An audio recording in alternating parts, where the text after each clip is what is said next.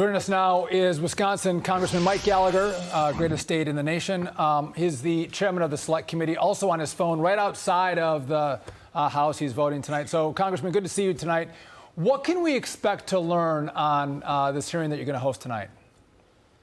Well, I think most Americans hear the term genocide thrown around, and it seems so horrific that we can't imagine what life is actually like in these modern-day concentration camps. And so we have two witnesses who have actually experienced it firsthand, who are survivors of the atrocities that are ongoing. And so we want to tell their story, allow them to tell their story in order for people to understand the horrors that the Chinese Communist Party is perpetrating, as well as figure out what we can do to ensure that American businesses and American capital aren't unwittingly subsidizing communist genocide and allowing the CCP to perfect its techno-totalitarian surveillance state.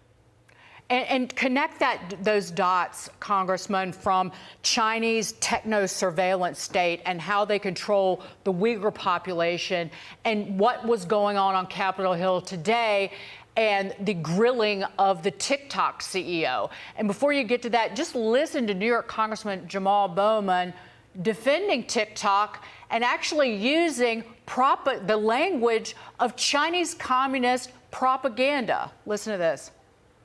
Why the hysteria and the panic and the targeting of TikTok? Republicans in particular have been sounding the alarm, creating a red scare around China. Let's not be racist towards China and express our xenophobia when it comes to TikTok. Republicans ain't got no swag. That's why they want to ban TikTok.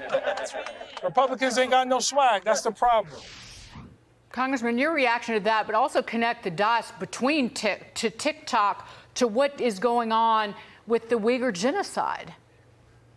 Well, in Xinjiang, it's really a laboratory for perfecting this surveillance state. And TikTok, because it's owned by ByteDance, which is beholden to the CCP, is a weapon for not only surveillance for exfiltrating data from American phones, but potentially controlling the information that Americans see on a day-to-day basis, controlling our sense of reality, influencing our future elections. So unless we find a way to separate control of the algorithm from ByteDance, from the Chinese Communist Party, I'm just not sure we can mitigate this threat. And I was not satisfied watching this hearing with the answers that we got from the TikTok CEO, who can be better thought of as a ByteDance employee because TikTok is the wholly owned subsidiary of ByteDance. Congressman, you have been supporting the idea that we should have a decoupling, a strategic decoupling from China. Is that gaining steam on the Hill? Are more members of Congress, Republican and Democrat, buying into this idea that we have to decouple?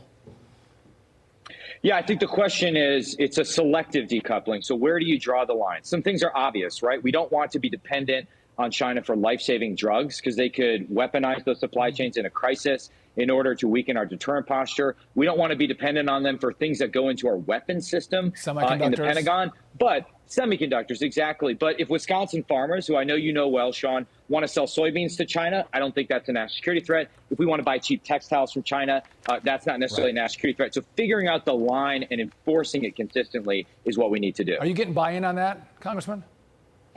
I think so. The thing we're considering now is this question of capital outflows. If American money is going to invest in China, we don't want it to fund our own destruction. We don't want it to finance the CCP's military modernization or their genocidal ambitions. Congressman Mike Gallagher, thanks for stepping out of votes and joining us tonight. We appreciate it. Good luck. Thank you very much.